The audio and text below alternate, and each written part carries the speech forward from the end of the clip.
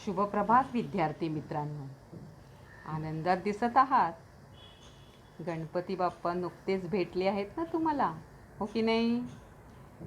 मग गणपती बाप्पाकडे काय विश मागितले? यावर्षी खूप चांगले मार्क मिळवून, हो ना? मीही गणपती बाप्पाकडे प्रार्थना केली. कोरोनाचे जगावरील संकट लवकरच नष्ट होऊ देत आणि प्रत्यक्षात मुलांच्या आवाजाने शाळा पुन्हा किलबिलू देत आणि माझ्या सर्व ऑनलाईन लेक्चरद्वारे जे अभ्यास करीत आहेत 10वीचे विद्यार्थी, त्यांना भरपूर गुण मिळवून त्यांचे भविष्य उज्ज्वल होऊ देत. आणि गणपती बाप्पा आपली प्रार्थना ऐकतच आहेत.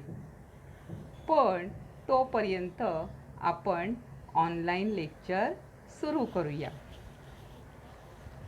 मुलांनो, आपल्या मराठीच्या पाठ्यपुस्तकातील जो स्थूल वाचनाचा भाग आहे त्यातील एका पाठाचा आपण अभ्यास करणार आहोत. आपल्या मराठीच्या कृतीपत्रिकेत विभाग 3 हा स्थूल वाचनासाठी असून या प्रश्नासाठी एकूण 6 गुण आहेत. 3 कृती दिल्या जातील, त्यातील 2 कृती सोडविणे अपेक्षित आहे. प्रत्येक कृतीला 3 गुण आहेत. यावर प्रश्न कसे विचारले जातात तर स्वमत आणि अभिव्यक्ती वर आधारित प्रश्न असतील आणि त्याप्रमाणे आपल्याला उत्तरे लिहायची आहेत. पण त्यासाठी पाठाचा परिच्छेद दिला जाणार नाही याची मुलांनो तुम्ही नोंद घ्या. चला तर मग आज आपण आपल्या विभाग 1 मधील स्थूल वाचन पाठ बालसाहित्यिका गिरिजा गीर शिकणार आहोत. विद्यार्थी मित्रांनो, बालसाहित्यिका गिरिजा गीर या पाठाच्या अभ्यासाला आता आपण सुरुवात करूया. या पाठाच्या लेखिका डॉक्टर विजया विजयकुमार वाड या आहेत. त्यांचा जन्म 18 जानेवारी 1945 रोजी झाला.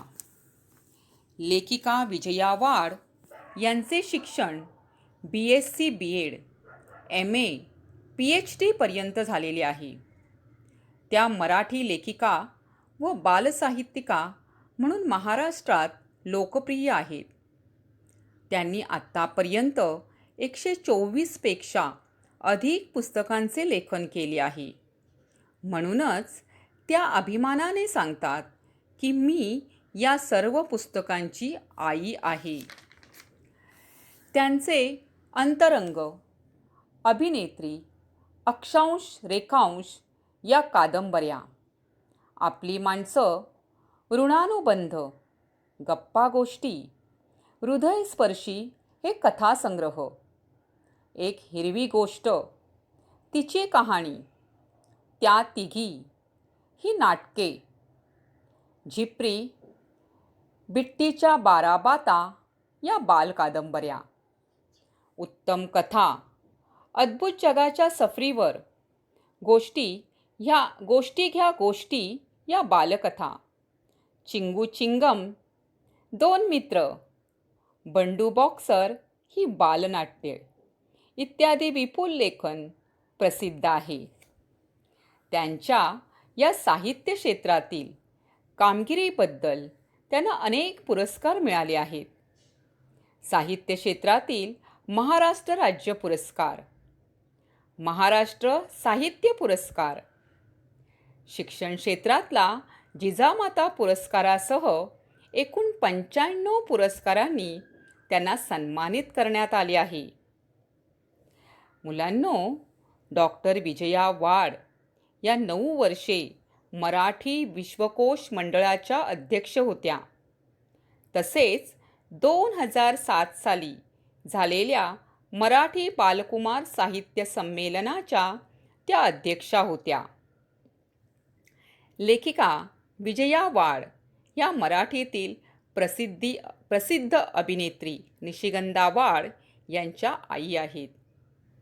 या पाठातून त्यांनी बालसाहित्यिका गिरिजा कीर यांच्या नाटिका, चरित्रे, कथा, कादंबऱ्या या बालसाहित्याची रसास्वादाच्या दृष्टीने ओळख करून दिली आहे.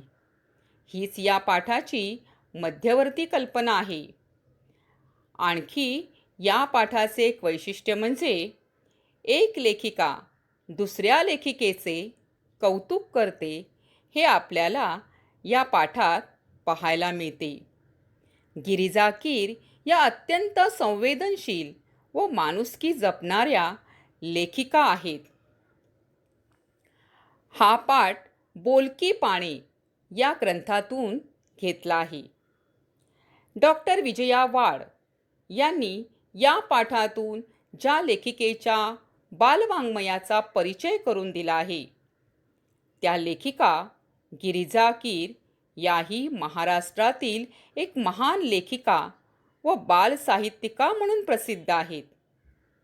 त्यांचा जन्म 5 फेब्रुवारी 1933 मध्ये कर्नाटकातील धारवाड येथे झाला. मुंबई विद्यापीठाची BA पदवी मिळवल्यानंतर गिरिजा कीर यांनी साहित्य लेखनाला सुरुवात केली. झपाटलेला, जन्मठेप, आभाळ माया, छान छान गोष्टी अशा प्रकारच्या 115 पेक्षा जास्त पुस्तकांचे त्यांनी लेखन केले आहे. गोरगरिबांच्या वस्तीत जाऊन त्यांना शिकवण्याचे कामही त्या करीत असत. त्यांनी दैनिके, मासिके, नियतकालिके, पुस्तके, आकाशवाणी, दूरचित्रवाणी अशा विविध माध्यमातून सहजरित्या लेखन करणाऱ्या गिरिजा कीर यांनी माणुसकी जपत बालवाचक विश्वाला समृद्ध केले आहे. बालकांच्या विश्वातल्या दैनंदिन जीवनातील जिव्हाळ्याच्या प्रश्नांना गिरिजाबाई बोलके करतात. मुलांनो, अशा या थोर बालसाहित्यिका गिरिजा कीर यांनी 86व्या वर्षी 30 ऑक्टोबर 1919 रोजी या जगाचा निरोप घेतला आहे.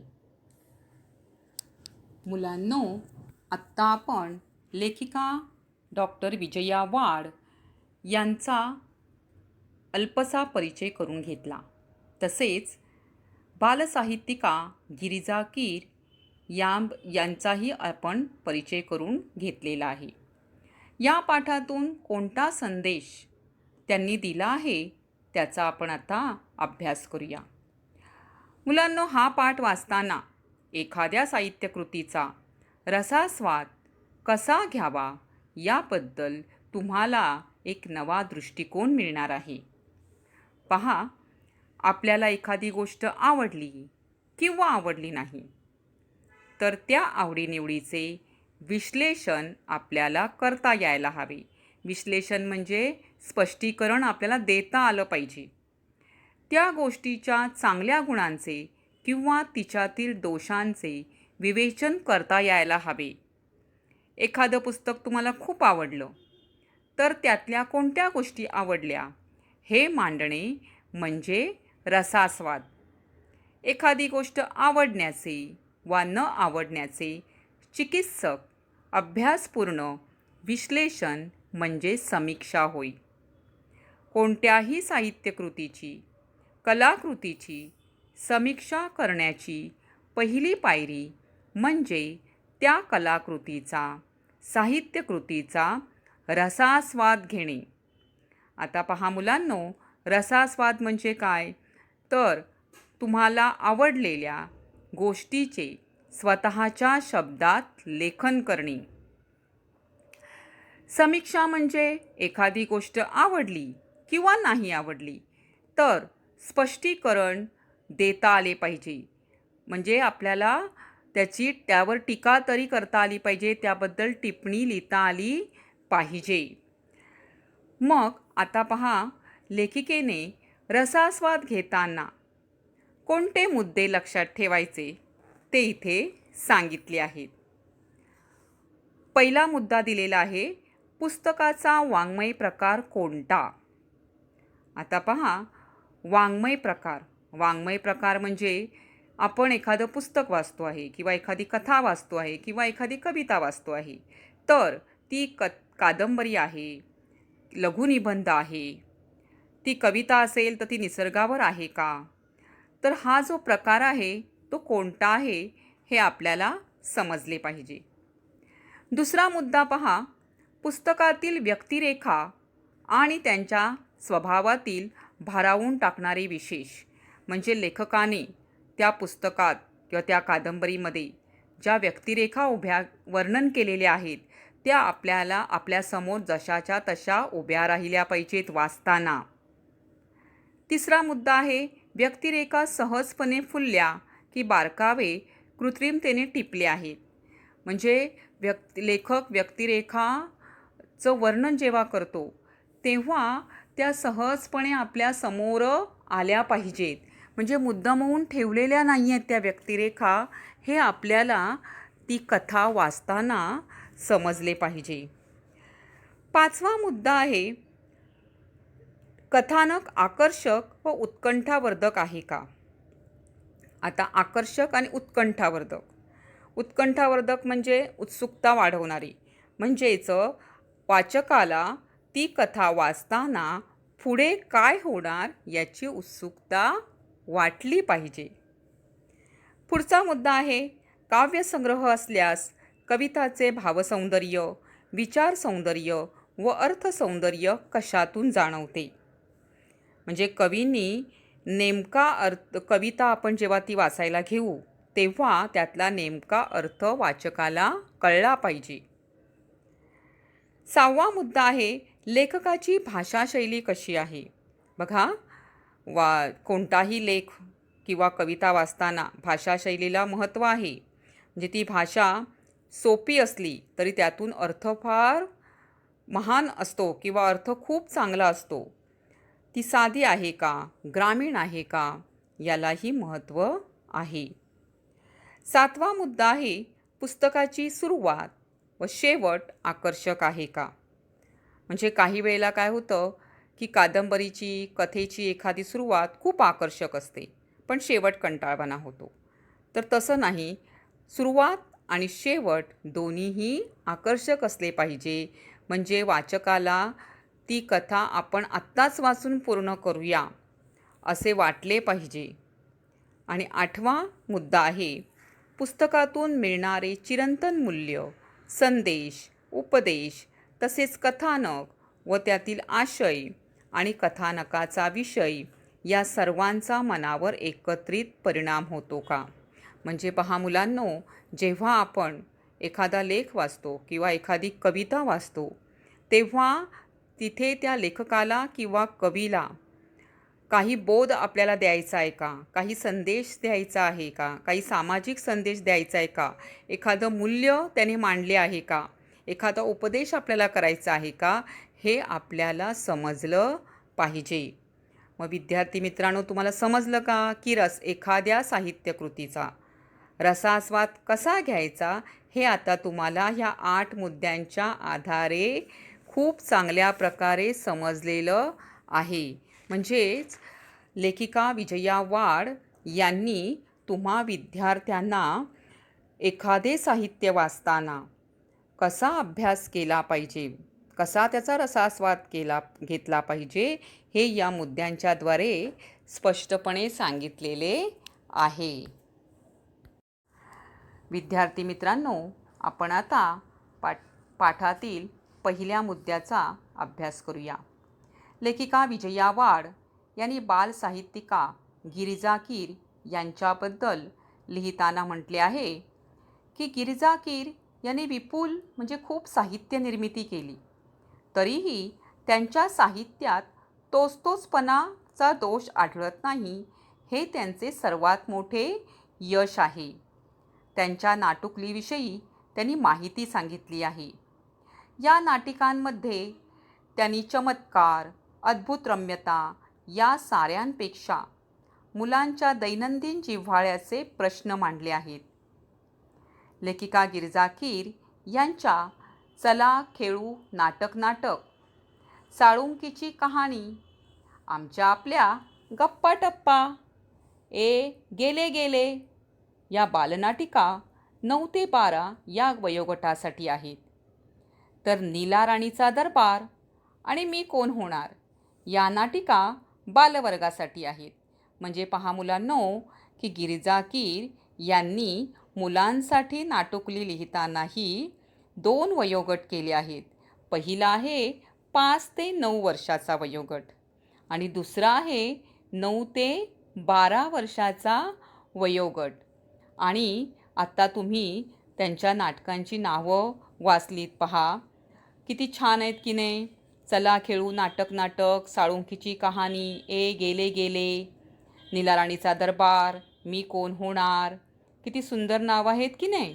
आणि विजया वाड यांना गिरिजा कीर यांचं विशेष कौतुक वाटतं ते यासाठी मुलांनो, की बालसाहित्य म्हणजे मुलांसाठी कुणी विशेष लिखाण करत नाही आणि गिरिजा कीर यांनी हाच प्रांत निवडला. म्हणजे त्यांनी मुलांसाठीच लिखाणं मोठ्या प्रमाणात केलं आणि हेच गिरिजा कीर यांच्या साहित्याचं विशेष आहे. तसेच पुण्याच्या रजनी परांजपे या वयोगटासाठी साधी सोपी जोडाक्षर विरहित पुस्तके प्रकल्प म्हणून तयार करून घेतात आणि त्यांच्या या स्तुत्य प्रयत्नाला गिरिजाबाईंची ही बालनाटके साथच देतात. म्हणजेच गिरिजा कीर या रजनी परांजपे यांनी जी लिहिलेली पुस्तके आहेत त्याच्यावर आधारित नाटकंही तयार करत आहेत. मुलांनो, लेखिका विजया वाड यांनी त्यांना गिरिजा कीर यांच्या आवडलेल्या एका बालनाटिकेचा उल्लेख इथे केलेला आहे. त्या बालनाटिकेचं नाव आहे एक अर्ज आहे बाप्पा. सुजाता आणि सदानंद यांच्या घरात घडणारी ही गोष्ट. घरातली मोठी माणसे बाहेर गेली आहेत आणि अशा वेळी छोटी मुलं महत्त्वाचा विचारविनिमय करत आहेत. मुलांसाठी कोणता प्रश्न इतका निकडीचा असतो? तर आई, बाबा, शेजारी या मोठ्यांचं बॉसिंग त्यांना सहन होत नाही. पण हे सांगणार कुणाला? मग सर्वांना वाटतं की आपल्या तक्रारीचा पाढाच वाचू अर्जात आणि हा अर्ज चक्क बाप्पापुढे ठेवूया. देव नक्की प्रसन्न होईल आणि मग सुरू होते एक सामुदायिक अर्जलेखन. इथे लेखिकांनी काय छान तक्रारी मांडल्या आहेत पहा मुलांनो. तक्रारी काय आहेत त्या? आईची शिफॉनची साडी नेसायला मिळालीच पाहिजे, हा मुलींच्या मनातला प्रश्न आहे. बर्फ का गोला खाण्याची आजादी पाहिजे, भेळ खायला मिळायलाच हवी. मधू, भाऊ, विनया ही मित्रमंडळीच कशी बाप्पाचं रूप घेऊन येतात आणि एकमेकाशी कशी भांडू लागतात त्या प्रसंगात गंमत आली आहे. या नाटिकेला मुलांच्या मनाच्या खिडक्या उघडण्याचे कौशल्य लाभले आहे. म्हणजेच काय, तर मुलांच्याच मनातले प्रश्न लेखिका गिरिजा कीर यांनी आपल्या नाटकामधून मांडलेले आहेत. छोटे मोठे सारेच या नाटिकेच्या प्रयोगात रंगून जातील. नाटकाला जे दृश्य परिणाम असायला हवेत ते गिरिजाबाईंच्या नाटकात प्रभावीपणे दिसतात. मोजक्या पात्रातून, मोजकी पात्र म्हणजे जास्त त्यांनी व्यक्तिरेखा रंगवल्या नाही आहेत, तर कमीच अभिनय करणाऱ्या पात्रातून जिवंत दृश्य साकार करणे आणि बालप्रेक्षकांची मने जिंकणे ही अवघड बाब आहे. पण बाईंनी ती लीलया पेलली आहे. लीलया म्हणजे सहज. म्हणजेच गिरिजा कीर यांची बालनाटकं इतकी सुंदर, किती छोट्यांपासून मोठ्यांनाही खिळवून ठेवतात एका जागी, अशी ही त्यांची बालनाटकं आहेत. मुलांनो, आता आपण गिरिजाबाईंनी बालकांसाठी लिहिलेल्या अन्य काही साहित्यकृती पाहूया. लहान मुलांच्या मनावर उत्तम संस्कार घडावेत म्हणून बाईंनी पुण्यश्लोक अहिल्याबाई होळकर, तपस्विनी अनुताई वाघ, शिक्षणव्रती ताराबाई मोडक, संत गाडगेबाबा, महात्मा ज्योतिबा फुले अशी सुंदर सुंदर चरित्रे लिहिली आहेत. त्यांच्यातील सामाजिक बांधिलकीची भावना जणू मुलांच्या हृदयाला साद घालते. त्या म्हणतात, थोरांनी केलेलं कार्य पुढे नेणं हेच त्यांचं खरं स्मारक आहे. पहा मुलांनो, गिरिजाबाई कीर यांनी मुलांच्या मनावर संस्कार व्हावेत अशा प्रकारची पुस्तकं लिहिलेली आहेत. म्हणजेच संत गाडगेबाबा यांचा स्वच्छता ठेवणे हा गुण, तर ताराबाई मोडक यांनी आदिवासींना दिलेले शिक्षण, महात्मा ज्योतिबा फुले यांनी मुलींना, स्त्रियांना दिलेले शिक्षण, याचे संस्कार मुलांवर नकळतच या पुस्तकांमार्फत होत आहेत. प्रत्येक चरित्रात त्यांनी एक एक महत्त्वाचा विचार मांडला आहे. उदाहरणार्थ, महात्मा ज्योतिबा फुले यांच्या चरित्रात गिरिजा कीर लिहितात, प्रत्येक सुशिक्षित स्त्रीला आपल्याला लिहिती बोलती करणाऱ्या या पित्याचं ऋण कधीही विसरता येणार नाही. मुलांनो, पहा किती महत्त्वपूर्ण वाक्य आहे की महात्मा ज्योतिबा फुले यांना प्रत्येक मुलींनी, स्त्रीने आपले वडील मानले पाहिजे. कारण आज तुम्ही ज्या मुली शिक्षण घेत आहात किंवा मी तुमच्यासमोर एक शिक्षिका म्हणून उभी आहे, याचं सगळं श्रेय हे ज्योतिबा फुले यांना जातं. त्यांनी स्त्रियांना शिकवण्यास सुरुवात केली आणि म्हणूनच पुढे आपण शिक्षण घेऊ लागलो. ताराबाई मोडक या शिक्षणव्रती स्त्रीबद्दल लिहिताना त्या म्हणतात, माणसं ओळखून त्यांचा योग्य कामाला उपयोग करणं ही ताराबाईंची खासियत आहे. खरं आहे, मोठी माणसेच हिऱ्यांची पारख करू शकतात. ताराबाई मोडक यांचा वसा पुढे चालवणाऱ्या अनुताई वाघ यांचे चरित्र सादर करताना गिरिजाबाई म्हणतात, ज्या भागात काम करायचं त्या भागातील मुलं शिकती आणि शिक्षणासाठी येती करणं, त्या परिसरातल्या जीवनावश्यक अडचणी लक्षात घेणं, कार्यानुभव शिकवताना रोजगाराची संधी उपलब्ध करून देणं, त्यांना समजेल अशी भाषा वापरणं, श्रद्धेने शिकवणं, त्यात प्रेम ओतणं, या गोष्टी अनुताईंनी आचरणात आणल्या. जन्मभर ते कार्य पुढे नेण्यासाठी सळसळत्या रक्ताची तरुण मुलं पुढे येवोत, हेच अनुताईंचे खरे स्मारक ठरेल. आता पहा मुलांनो, ताराबाई मोडक आणि अनुताई वाघ यांनी आदिवासींच्या मुलांना शिक्षण देण्यासाठी आपलं संपूर्ण आयुष्य वेचलेलं आहे. आदिवासींच्या भागात जाऊन, म्हणजे त्यांच्या अंगणात जाऊन त्यांनी शिक्षणाला सुरुवात केली आणि शिक्षण देण्याआधी मुलांना स्वच्छ कसं ठेवायचं हे त्यांनी शिकवलं. त्यांच्या मूळ गरजा काय होत्या? अन्नासाठी आदिवासींना भटकावं लागत होतं. तर ती गरज कशी पूर्ण करता येईल? मग आदिवासींना त्यांनी व्यवसायाच्या संधी उपलब्ध करून दिल्या. म्हणजेच जंगलात मिळणाऱ्या ज्या काही वस्तू आहेत त्या बाजारात नेऊन विकणे.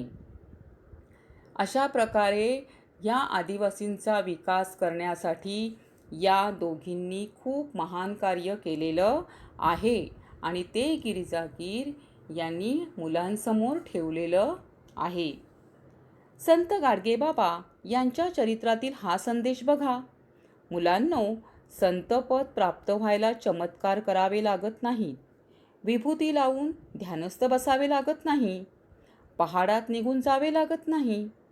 लोकांत राहून लोकजागृती कशी करावी हे संत गाडगेबाबांनी दाखवून दिलं. म्हणूनच ते महान संत होत. मुलांनो, तुम्हाला संत गाडगेबाबांचे कार्य माहीत आहे का? की संत गाडगेबाबा गावोगाव फिरत असत.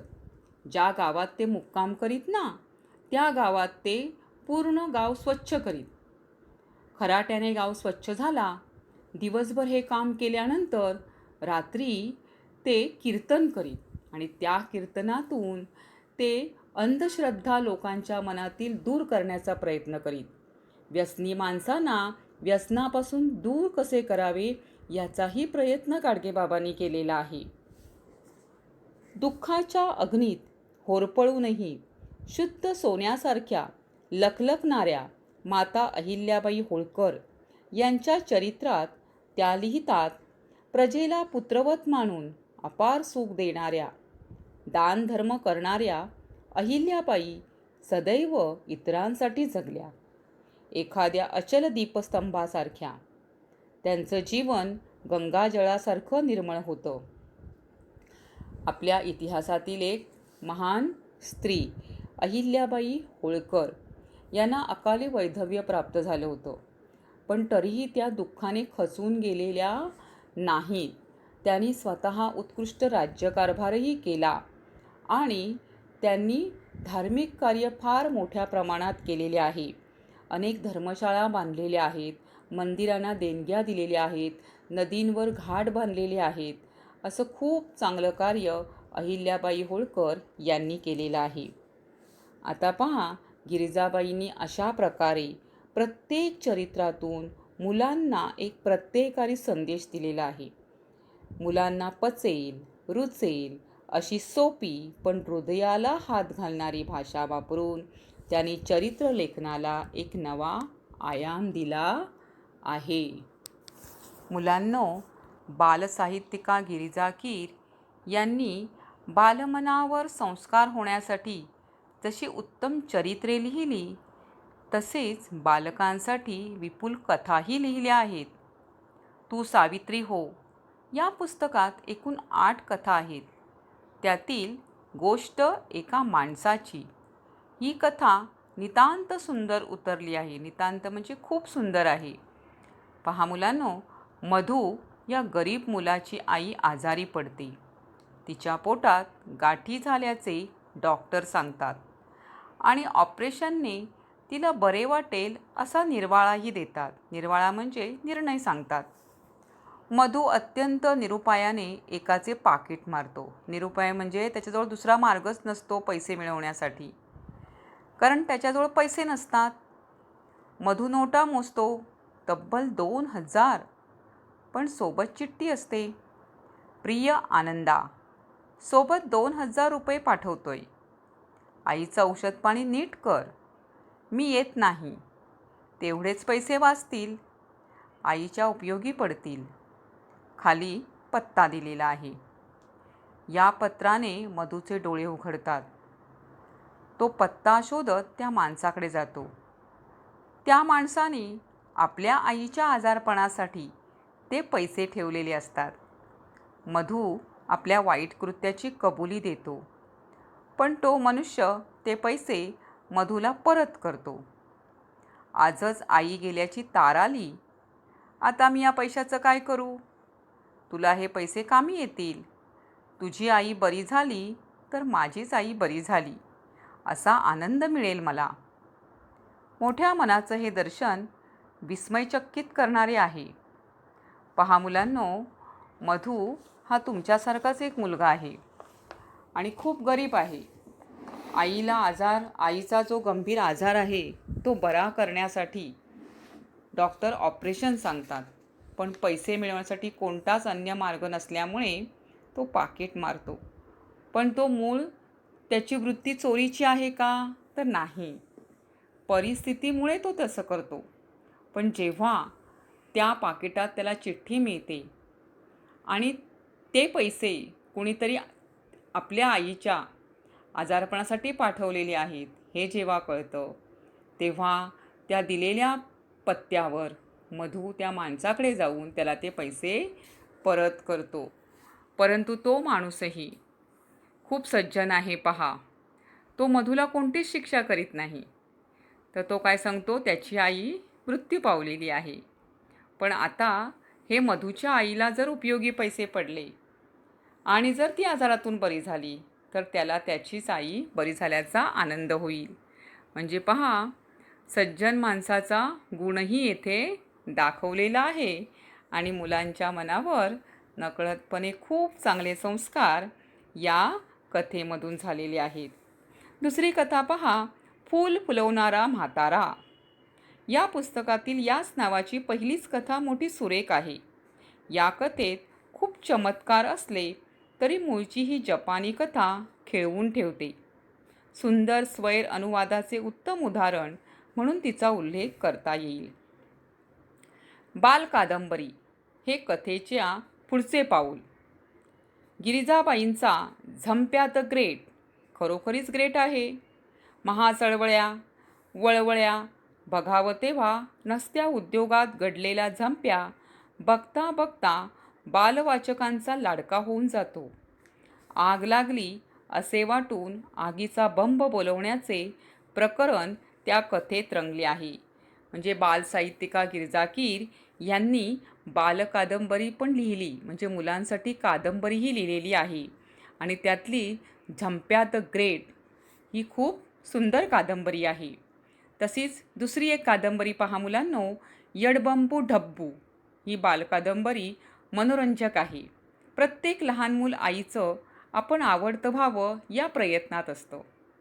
ढब्बू हा मुलगा आईला उगाचच्या उगाच त्रास देणारा नसतो. ताईचा साखरपुडा असतो, त्यासाठी घरात मिठाई केलेली असते. काही गरीब मुले मागू लागतात. ढब्बू नाही म्हणतो, पण आई म्हणते तुकडा तुकडा देऊन टाक त्यांना. कुणाला दुःखी ठेवू नये, सर्वांवर प्रेम करावे. ढब्बू ते ध्यानात ठेवतो. दुपारी सगळे वामकुक्षी घेत असतात. वामकुक्षी म्हणजे झोपणे, दुपारच्या झोपेला वामकुक्षी म्हणतात. त्यावेळी आईने व्याह्यांना देण्यासाठी आणलेले मिठाईचे ताट ढब्बू भिकाऱ्यांना वाटतो. व्याही म्हणजे पाहुणे. तो भाग वाचकांना आवडावा असा आहे. एकूणच गिरिजाबाईंना शब्दांचे इतके सुंदर दान पडले आहे की अनंत हस्ते कमलाकराने देता किती घेशील दो कराने असे वाटावे.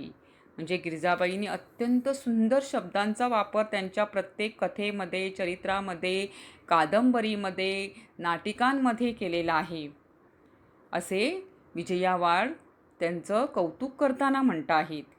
गिरिजाबाईंच्या लेखणीला, त्यांच्या संस्कारक्षम वाङ्मयाला माझा अंतःकरणपूर्वक मानाचा मुजरा.